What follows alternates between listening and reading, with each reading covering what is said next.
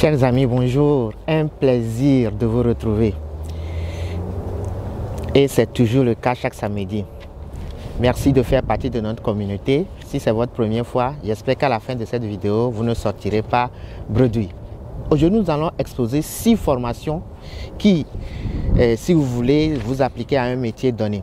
Ces formations n'exigent pas assez de langue anglaise. Ces formations sont faciles d'accès. Ces formations sont de courte durée, moins d'1 an. Et enfin, ces formations sont financées la plupart du temps par l'État. Donc, vous n'aurez rien à payer. Si le sujet vous intéresse, restez avec nous après le générique. Je suis Yaoche Dedo, psychologue et passionné d'orientation. Bienvenue à vous.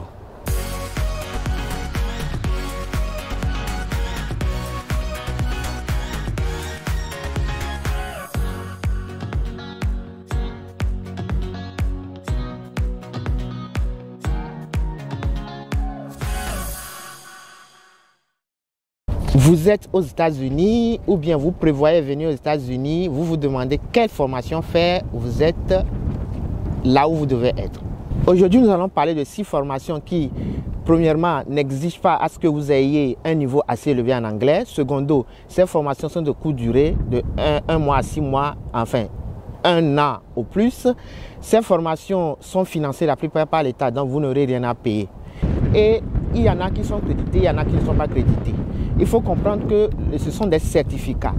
Qu'est-ce qu'un certificat? C'est la même définition que dans nos pays africains, mais seulement que la plupart des certificats aux États-Unis sont désactivés à un moment donné. Ça veut dire que si vous faites une formation de 6 mois ou bien de 3 mois et que vous commencez pas à travailler, cette formation, ce certificat reste actif jusqu'à ce que vous n'arrêtez de travailler. Si vous ne travaillez pas avec, supposons que vous venez d'avoir votre certificat et que vous l'avez laissé pendant je ne sais pas combien de temps.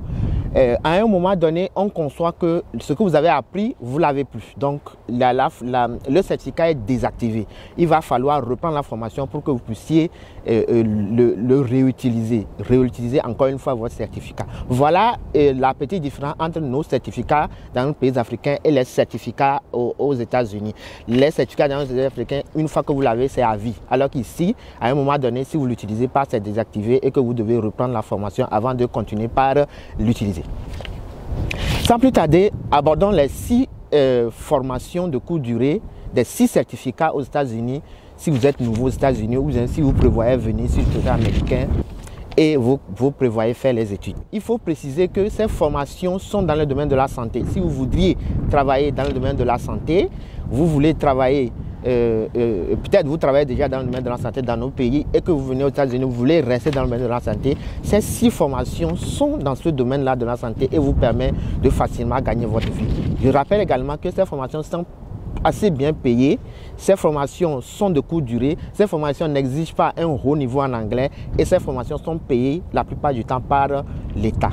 Donc, vous n'aurez rien à payer. Je vais d'abord donner les noms en anglais et ensuite en français pour que ceux qui veulent chercher la formation puissent facilement la retrouver et s'inscrire. Nous avons Pharmacy Technician, Nursing Aid, Physician Technician, Medication Aid, Ophthalmic Assistant et Phlebotomist Assistant. En français, nous avons technicien en pharmacie, aide infirmier, technicien central en stérilisation, aide médicale ou bien aide médication, assistant en ophtalmologie et enfin formation en phlebotomiste. Voilà les 5 formations de courte durée qui sont faciles d'accès, qui n'existent pas à un haut niveau en anglais et qui sont payées la plupart du temps par l'État. Pour préciser cette formation, si nous prenons la pharmacie technicien, cette formation est de courte durée. Une fois que vous aurez obtenu le certificat, vous travaillerez sous la supervision d'un pharmacien, vous aiderez aux opérations quotidiennes de la pharmacie, vous recevrez des ordonnances écrites, vous prendrez des demandes de renouvellement d'ordonnances et vous allez préparer également les médicaments pour les voies intraveineuses. Les pharmacies aux États-Unis ne sont pas les mêmes que les pharmacies dans nos pays parce que les pharmacies aux États-Unis, vous ne pouvez pas vous lever et aller directement acheter un médicament. Ça, c'est forcément sur ordonnance et que on vous prépare le médicament. C'est pas qu'on fabrique le médicament, mais on le met dans les tubes et on écrit votre nom. Donc, toute cette opération est du ressort du technicien pharmacien. Prenons le nursing aid. Par rapport au nursing aid, l'accent est mis sur la connaissance de base du résident, sur la démonstration des compétences pour fournir des soins sécuritaires et efficaces aux agents. Donc, vous pouvez travailler dans les hôpitaux, vous pouvez travailler dans les maisons de retraite et parfois, en particulier, dans les maisons de ceux qui sont assez âgés, qui ne peuvent pas se débrouiller tout seuls. Voilà. Maintenant, si nous prenons Sterilization Technician, vous travaillerez dans le domaine de la santé également. Vous serez responsable de la décontamination, du nettoyage, du traitement des emballages, de la stérilisation, de l'entreposage, de la distribution des dispositifs médicaux et de la fourniture nécessaire des soins aux patients. Voilà ce que vous ferez une fois que vous aurez le diplôme ou bien le certificat de stérilisation du technicien en stérilisation. Pour le Medication Aid, aide médicale, c'est une formation globalement de 60 heures de temps et vous serez amené à administrer en toute sécurité des médicaments, l'accès sur la pratique administrative sécuritaire. Vous aurez à passer un examen d'état en aide médicale à la fin de votre formation.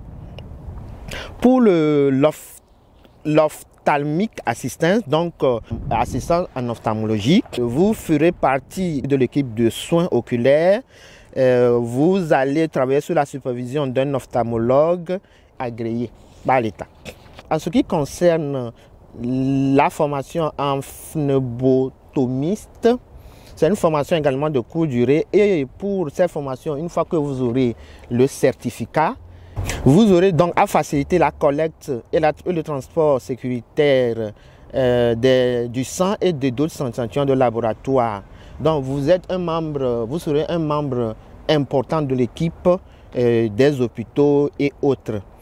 Vous aurez également à apprendre des techniques d'équipement utilisant des dispositifs de collecte sous vide et des seringues. Voilà à peu près ce que vous aurez à faire si vous décidez de faire un certificat dans le domaine de la santé. Vous pouvez aborder les 6 formations que je viens de lister. J'espère que cette petite vidéo vous a aidé à comprendre l'utilité d'une formation et à vous orienter vers des formations de courte durée. Par exemple, cette formation que je viens de lister. N'oubliez pas de vous abonner et de cliquer sur la cloche de notification. Vous abonner ne vous coûte rien, mais ça nous fait extrêmement plaisir. Un plaisir de vous retrouver le samedi prochain. Yakasa.